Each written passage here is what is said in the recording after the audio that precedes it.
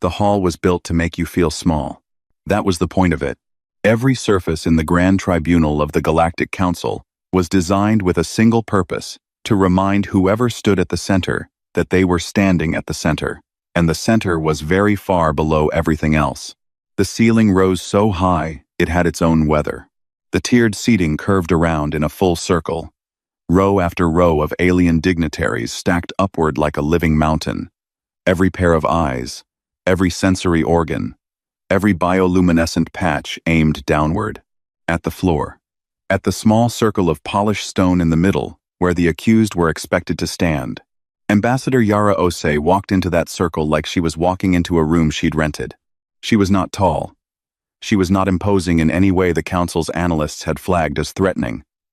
53 years old, close-cropped gray at her temples, wearing the formal charcoal suit of the Earth Diplomatic Corps with no decorations except the small blue pin at her lapel, the one that meant she'd served 30 years in active service. She carried a single document case. Old style. Actual leather.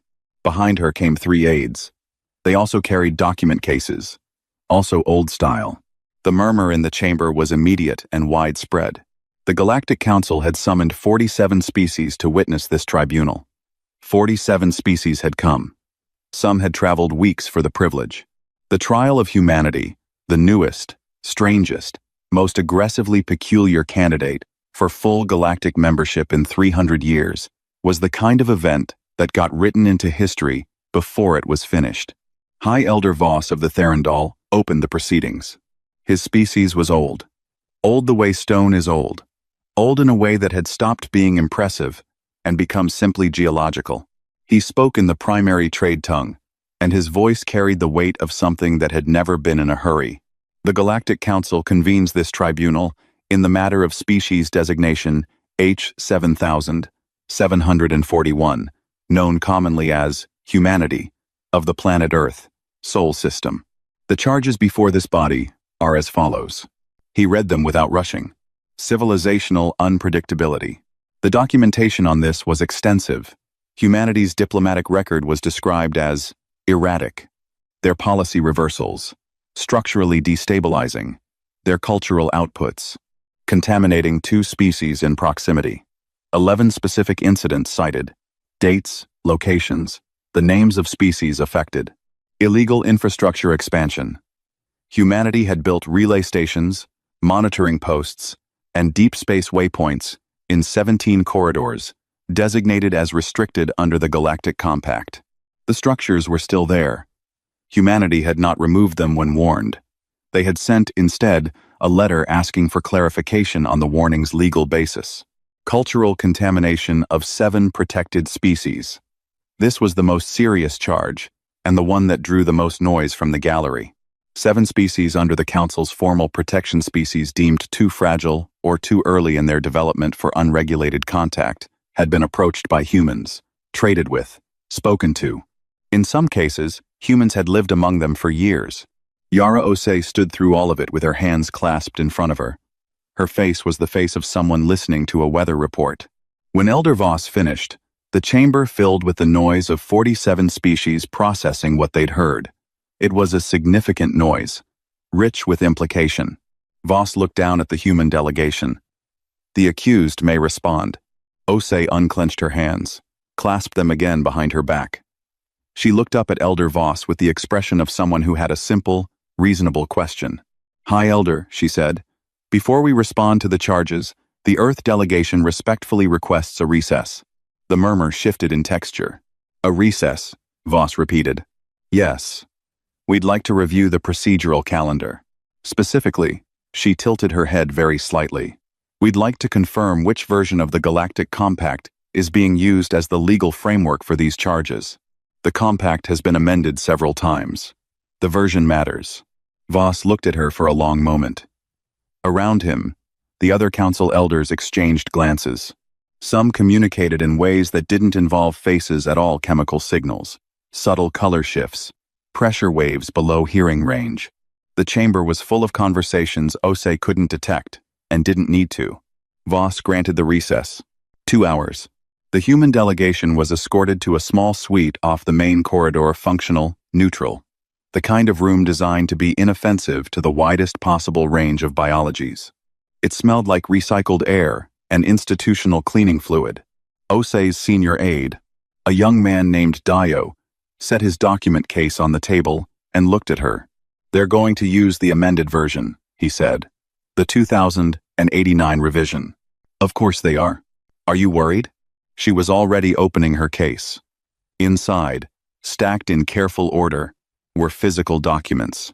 Printed, signed, dated, cross-referenced with registered archive codes that could be verified against the Council's own public record system. "No," she said. "The charges are real. Everything they listed, we did all of it. We did. And you're not worried." She pulled the first document from the stack and set it on the table. It was a treaty. Old. The original Galactic Compact, version 1, ratified in the Earth year 2031, the same year humanity had first made formal contact with Council observers. The signatures at the bottom included 3 species that no longer existed, and one that had since changed its name twice. Humanity's signature was there. She set a second document beside it. Then a third. Then a timeline. Then a legal brief that ran to 40 pages and had taken 11 lawyers 3 years to write, and 2 more years to get certified by an independent galactic arbitration body that had no formal relationship with the Council. "We've been waiting for this specific question," she said, "for 22 years. Dio looked at the documents. He'd seen them before, of course. He'd helped organize them. But looking at them laid out like this, in this room, an hour before they had to walk back into that chamber, something shifted in his understanding of what he was part of. "How long have you known they would call a tribunal?" "Since 2041, she said, "when the Veth told us." "The Veth went through this?" 50 years before us." She was stacking the documents back in order now. "They failed. We asked them why. They told us everything." She closed the case, snapped the latches. "Then we spent 30 years making sure that every single thing we did, every relay station, every contact, every corridor we built in was clean under the original compact." She picked up the case. "Not under the amended version, under the original, the one we actually signed." She moved to the door. "The amended version," she said, without turning around, "was never ratified by a full Council vote. It was pushed through a subcommittee in 2089 during a session where 4 species were absent and 2 abstained." She paused with her hand on the door. "We have the meeting minutes. We have the attendance records. We have the legal opinions from 3 separate arbitration bodies confirming the amendment's ratification was irregular." Dio picked up his own case. "So the charges are real?" she said. "But the law they're using to charge us with them?"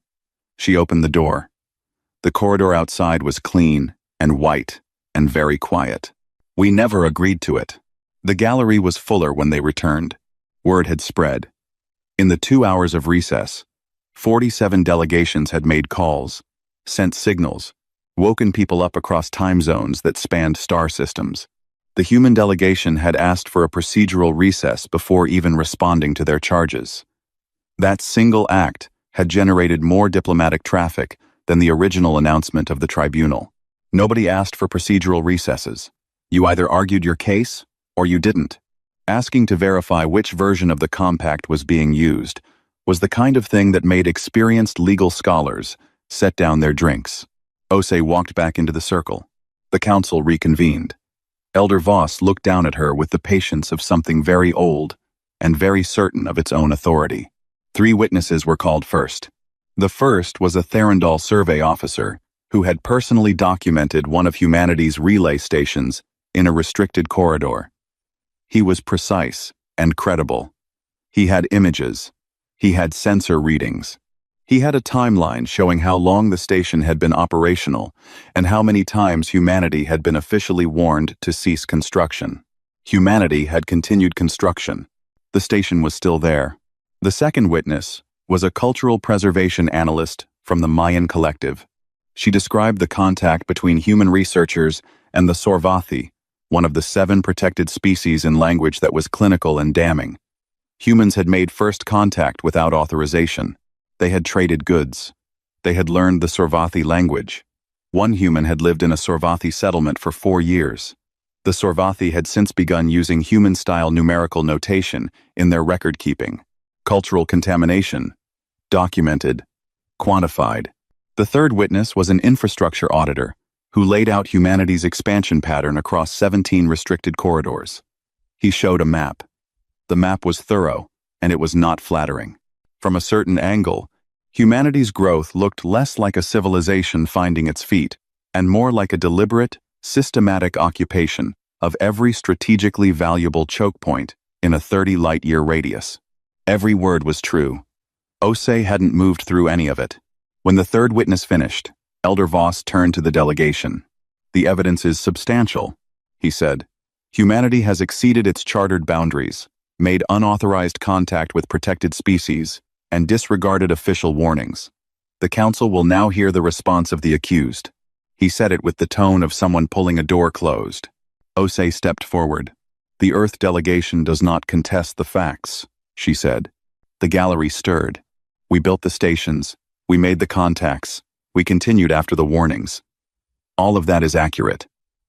She opened her document case on the small stand in front of her. "We contest the jurisdiction." Voss was still. "Explain." "The charges against humanity are framed under the Galactic Compact, as amended in the Earth, year 2089.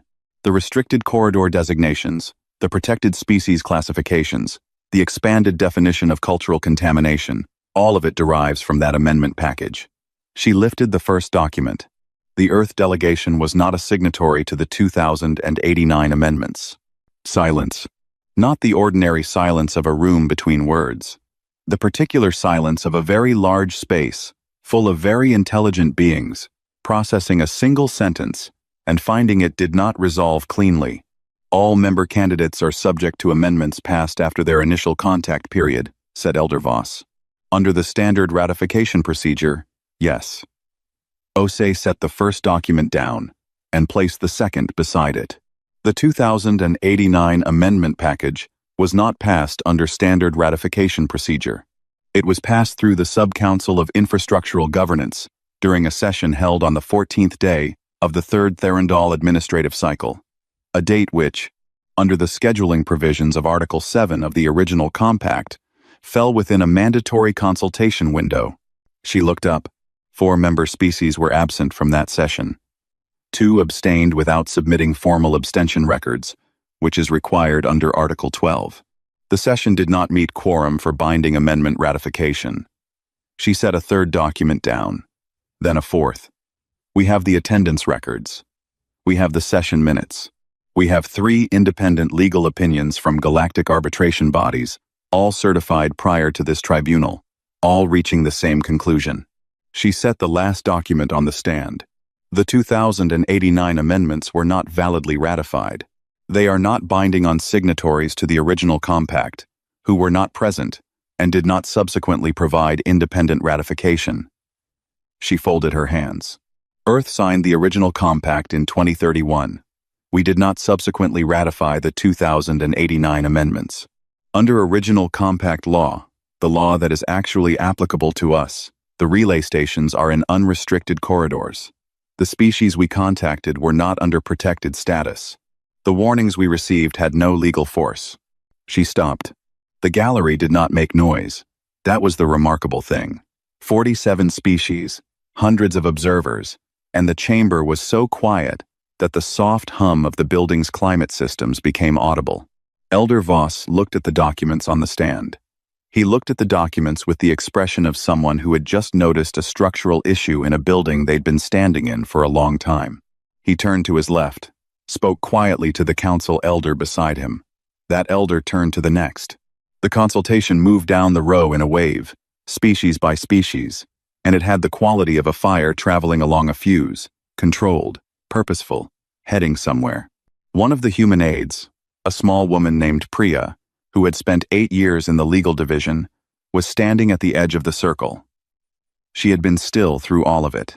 Now she allowed herself one small motion. She pressed the pad of her thumb against the edge of her document case, just once, like she was making sure it was still there. It was still there. The documents in that case went back 30 years. Legal briefs, arbitration filings, certified archive requests. The work of people who had read the compact not the way you read a law, but the way you read a trap, slowly, carefully, looking for the places where the mechanism was exposed. They had found the mechanism. They had built around it. From the gallery, one voice cut through the quiet. It was a Veth observer. Old, wrapped in the gray ceremonial cloth of a species that had attended more galactic tribunals than most civilizations had years of history. He was speaking to the colleague beside him, not loudly, but the chamber's acoustics were designed for no sound to be lost. The translator in Osei's ear rendered his words a half-second after he said them. They knew. 2 words. Not surprise. Exactly. Something older than surprise. The tone of someone watching a thing they had half expected for a long time, finally, quietly arrive. Osei did not look at the Veth observer. She looked at Elder Voss, who was still looking at her documents, and she waited. She was very good at waiting. She had been practicing for 22 years. The recess lasted 4 hours. The council had asked for 2. At the 2-hour mark, an aide came to inform the human delegation that more time was needed. Osei thanked him pleasantly. The aide left. She poured herself a cup of tea from the flask Deo had packed real tea, black, from a region of Earth where the growing season was short and the flavor was not, and she sat down at the table and read. Not case files, not legal documents. She was reading a novel, paper copy, dog-eared at the spine. Priya was working. Dio was working. The other 2 aides were cross-referencing references in the certified arbitration opinions against the Council's public record archive, looking for anything that might have changed in the last 72 hours. It hadn't changed. It wouldn't change. The work had been done. Priya looked up from her screen after a while and watched Osei turn a page. Can I ask you something? Osei didn't look up. You're going to anyway. When did you know it would work? The legal argument, when did you know it was solid enough to bring here? Osei considered the page she was reading. Turned it. 2063. That's 40 years ago. 41. You've been sitting on a winning legal argument for 41 years. We've been making sure it stayed winning. She folded the corner of her page. A legal argument isn't a finished thing. It's a living thing. You have to feed it. Other species try to ratify new amendments. You document the irregularities. The Council shifts its administrative procedures. You file archive requests before they can be sealed. Someone tries to quietly backdate a subcommittee vote. She looked up for the first time. You notice. Priya looked at her for a moment. Did someone try to backdate a subcommittee vote? In 2074. Yes. Osei picked up her tea. We have the original and the revised version, both certified and archived, with a third-party body outside council jurisdiction. She drank. They stopped trying after that. Outside the suite, the corridor was occupied by other delegations, doing what delegations do when something unexpected happens, gathering in small groups and analyzing. The human delegation could hear them through the door. Not the words, the texture of the conversation, the particular frequency of many intelligent minds, recalculating something they thought they understood. Dio closed his screen and leaned back. Tell me about the Veth. Osei set her novel face down on the table. This was a different question. Not a legal question. A human one. What do you want to know? The debrief. 2041. You were what? 28? 27. You went to them personally. I went with Director Amara. She led the mission. I was her junior analyst. She folded her hands on the table. The gesture was the same one she used in the chamber, hands together, calm, but the knuckles were slightly white. The Veth had been where we were going. They'd been assessed by the Council 50 years before us. Failed their tribunal. Accepted restricted membership. Never got full status. What did they tell you? Everything. She was quiet for a moment. They were generous. More generous than we deserved, considering we were strangers who showed up offering a mining lease for a belt we had no use for. A ghost of something crossed her face. Not quite a smile. Something that had been a smile once, and had since become something quieter. The elder who debriefed us, his name didn't translate. We called him Old Stone. He sat with Director Amara for 6 hours. He described every stage of their tribunal, every question the council asked, every test hidden inside the questions. And they didn't know it was a test? Dio asked. The Veth? Not until it was over. By then it didn't matter. She picked up her novel again. Old Stone told us, the council is not testing whether you are strong. They are not testing whether you are smart. They are testing whether you are safe, predictable, manageable. She looked at the cover of the book without seeing it. He said, if you want to pass, perform manageability. But we didn't do that. No, we did the opposite. We spent 30 years building a legal case that makes the council look like they've been running an improperly ratified amendment for 4 decades. Yes. Dio was quiet for a moment. Was that Director Amara's decision? Or yours? Osei opened her novel again. It was Old Stone's suggestion, actually. Dio blinked. The Veth Elder told you to do this? He said. Performing manageability will get you through the door, but you will spend the next century proving you deserve to be in the room. She found her page. He said, if you want to be in the room as equals, make them know before you walk in that you found the cracks in their walls. She smoothed the page with her thumb. He said his people were too young and too hopeful when they faced their tribunal. They wanted to be accepted. That wanting made them soft. And we weren't soft. We were patient. She looked up at him. There's a difference. Soft means you bend. Patient means you wait until the moment when bending isn't necessary. The door knocked. The council's aide again. A different one this time. Younger, with the slightly wide-eyed expression of someone who had just sat through 4 hours of elder deliberations and was still processing the ambient tension. The council was ready to resume. Osei put her novel in her case. She stood. She straightened her jacket, which did not need straightening. Dio gathered his documents. At the door, he paused. The Veth Elder, he said. Old Stone. Did he ever know if his advice worked? Did he live to see this? Osei picked up her case. He died in 2058, she said. But before he died, he received a message from Director Amara. Encrypted. Short. She moved to the door. She told him we were on schedule. She opened the door. He sent back 2 words. She stepped into the corridor, into the cool white light, into the sound of 47 civilizations, waiting to see what humanity did next. Good hunting. Elder Voss did not look like a man who had revised his opinion. He looked like a man who had been forced to, and was wearing the experience, the way a healed fracture wears bad weather internally, invisibly, with a dull ache that didn't show on the surface. The council had reconvened.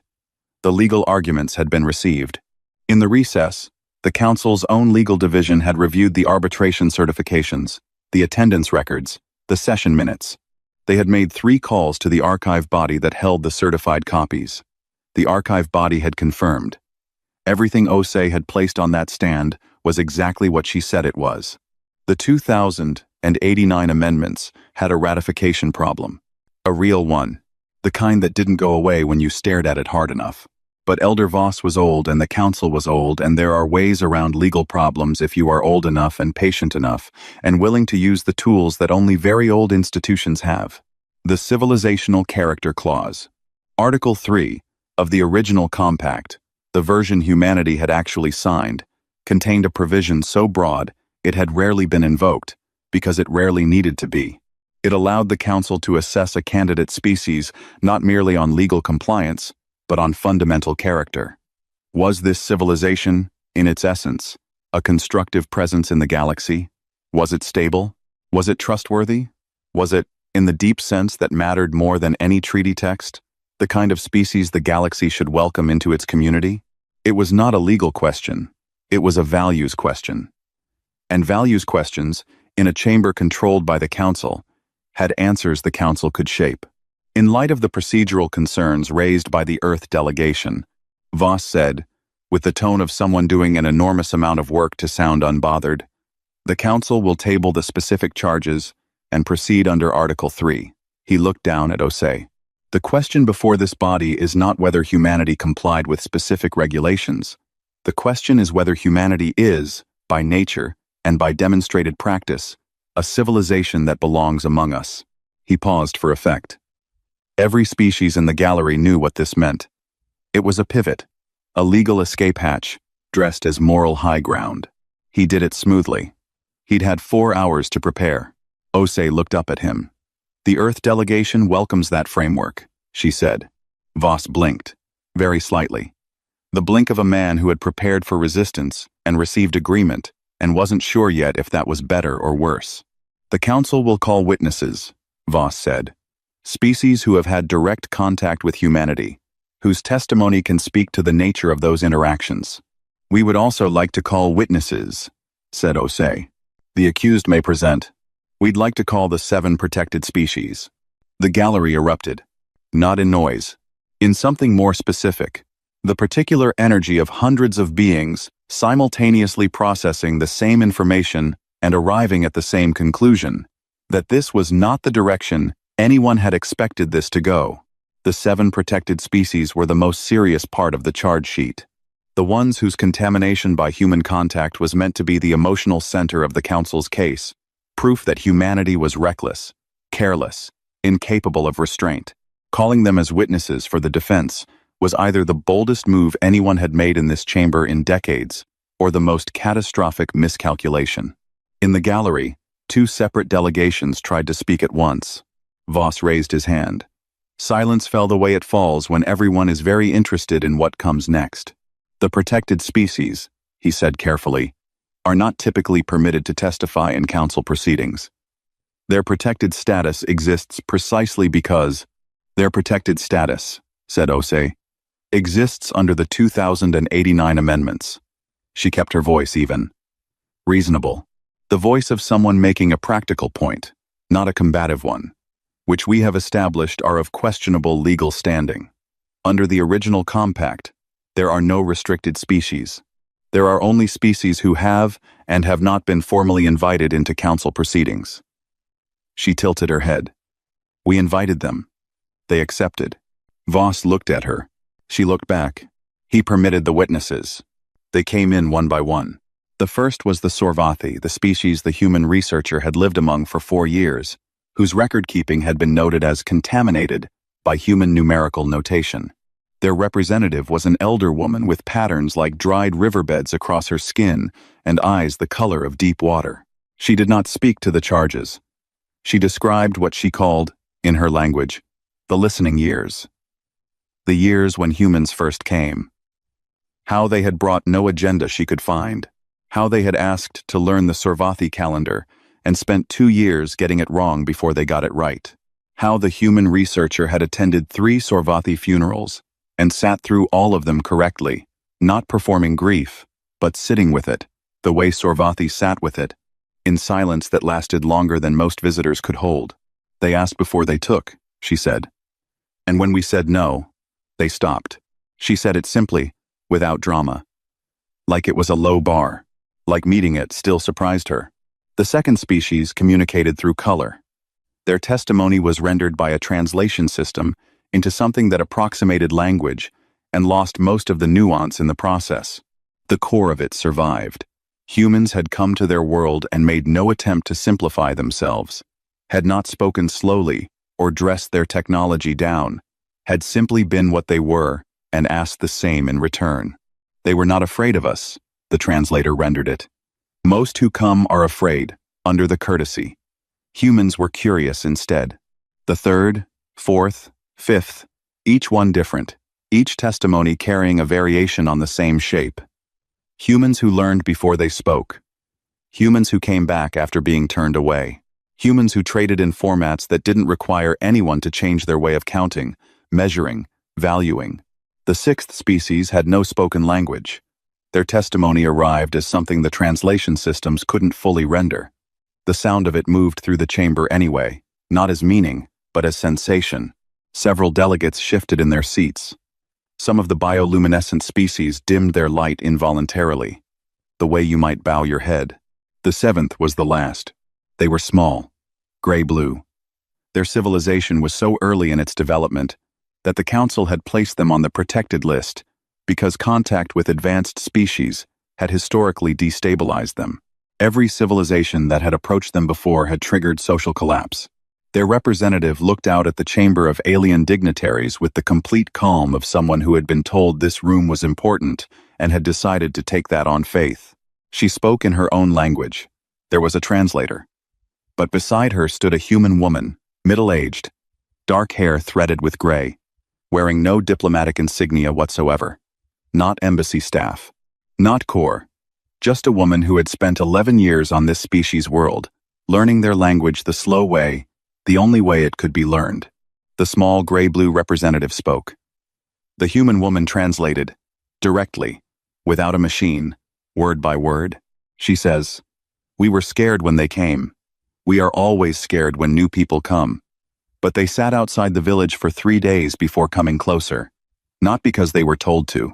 Because they looked at us, and they understood." She paused. The representative said more. She says, "Understanding is not a small thing. It is the largest thing there is. And humans are good at it." The chamber held that. Osei stood in the circle and said nothing. She did not need to. The council deliberated for 4 hours and 17 minutes. The expected time was 1 hour. The council's internal procedures allowed for 2. 4 hours meant something. 4 hours meant the room where the deliberation was happening contained people who did not agree, and the disagreement was not resolving quickly. The human delegation waited in their suite. Osei had finished her novel. She was now reading the back of it. Then the publishing details page.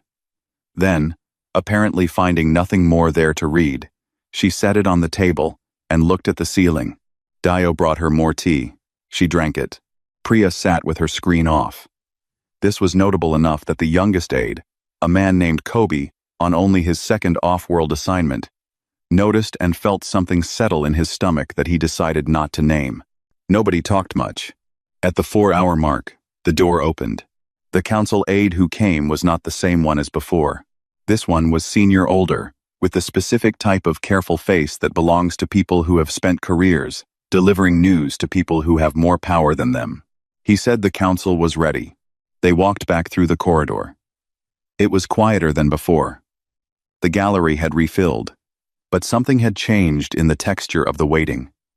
The earlier sessions had hummed with the energy of spectacle. This felt different. More careful. The way a room feels when the people in it are not sure what they are about to witness. Osei walked back into the circle. Elder Voss looked down at her. He was very still. The other council elders were also still, in the way that powerful people are still when they have just finished a very difficult argument and have reached a resolution that not all of them are happy with.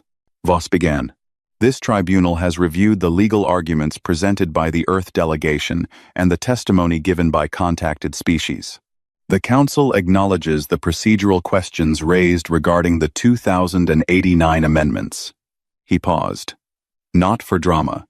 The pause of someone measuring their next words, very precisely. The Council will undertake a formal review of the amendment ratification process. That review will be conducted separately from these proceedings and will not affect today's determination. In the gallery, at least 3 delegations reacted to that sentence in ways their translators would later describe to their governments as significant. The review would happen. The Council had just said so, publicly, in front of 47 species. That sentence would be transmitted across the galaxy before the session was over. It was, in its quiet way, the acknowledgement of everything Osei had placed on that stand. Not a confession, but the shape of one, seen from the side. Voss continued. On the matter of humanity's civilizational character, as assessed under Article 3 of the Galactic Compact, he drew a breath that seemed to require more preparation than a breath should. The Council finds that humanity has demonstrated, in its interactions with species across a range of contexts, a quality of engagement that reflects genuine investment in mutual understanding. The testimony of the contacted species was considered in full. He looked down at her. The Council is prepared to grant humanity full membership status in the galactic community. The gallery did not erupt. Not immediately. There was a moment, a single, collective moment, where 47 civilizations absorbed what had just been said. And in that moment, the chamber was extraordinarily quiet. Then it wasn't. Osei stood in the noise and did not smile. Voss raised his hand for quiet. It came. Full membership will be formalized subject to the standard conditions, which the delegation will receive in. Osei raised her hand. Not dramatically. The same way she'd raised it in part 2 when she'd asked about the procedural calendar. A single, courteous gesture. Voss stopped. Before the conditions are stated, she said, the Earth delegation would like to present something to the Council. Voss looked at her. The look was not warm, but it was something more interesting than hostile. It was the look of a very old, very intelligent being who had spent 4 hours in a room arguing about this specific woman, and was no longer certain he understood what she was going to do next. Proceed, he said. Dio brought the case forward. Not her case, a second one, larger, that had stayed closed through all the preceding sessions. He set it on the stand and stepped back. Osei opened it. Inside was a single document, bound, thick, perhaps 200 pages. She lifted it and placed it on the stand, and straightened the edge of it with 2 fingers. This is a proposed framework, she said, for restructuring the membership standards of the galactic community. It covers amendment ratification procedures, consultation windows, protected species assessment criteria, and corridor designation processes. She folded her hands. It is built entirely on the original Galactic Compact. No new law, no external principles. Everything in this document is derived from frameworks that already exist in the treaty that every member species signed. She looked up at Voss. We are not presenting this as a demand. We are not presenting this as a condition. We are presenting it as a contribution. Voss had not moved. The current framework has produced 30 years of irregular amendment processes, disputed ratifications, and at least 3 species who failed their membership trials under legal conditions they had not agreed to. She placed her hand flat on the document. We spent 22 years drafting this. It was reviewed by 11 legal scholars from 9 different species, all certified by arbitration bodies outside Council jurisdiction. It addresses the problems we found, all of them, cleanly. She stepped back. We believe the community is worth improving. That is all. The chamber was quiet in a way it had not been quiet before. The quality of this silence was different from the ones that came before. Those had been the silences of calculation, of species reading implications and running probabilities. This one was something else. Elder Voss looked at the document on the stand. He looked at it the way you look at something that has just changed the shape of what you thought you were doing. He looked at Osei. She looked back. His voice, when it came, was not the voice of someone performing authority. It was the voice of someone setting it down, briefly, to ask a real question. How long? He said. Have you been ready to run this council? The gallery did not make a sound. Osei reached for her tea. The flask was on the edge of the stand where Dio had left it hours ago. She poured what remained into her cup. It was cold, gone dark and thick the way tea gets when it is given up hoping to be drunk. She drank it anyway. We're not here to run it, she said. She set the cup down. We're here to make it worth running. Voss looked at her for a long moment. Then he looked at the document. He reached forward and picked it up both hands, the way you pick up something that weighs more than its pages suggest. He held it. He did not open it yet, but he held it. In the gallery, the Veth observer in his gray ceremonial cloth sat very still. He was old enough to have heard the full debrief of his own species trial 50 years ago. He was old enough to have heard secondhand about a young human analyst who had come to his elders in 2041 with a mining lease and a lot of questions. He had watched this entire tribunal. Now he watched Elder Voss hold that document, and something in his face settled not into satisfaction, exactly, into the particular piece of someone who has waited a long time to see a specific thing happen. Around him, 47 civilizations were already composing their transmissions home. In the circle, Osei picked up her document case and clicked it shut. The sound was very small in that very large room. It was the sound of 30 years of work completing itself, quietly, without ceremony, the way all the best work eventually does.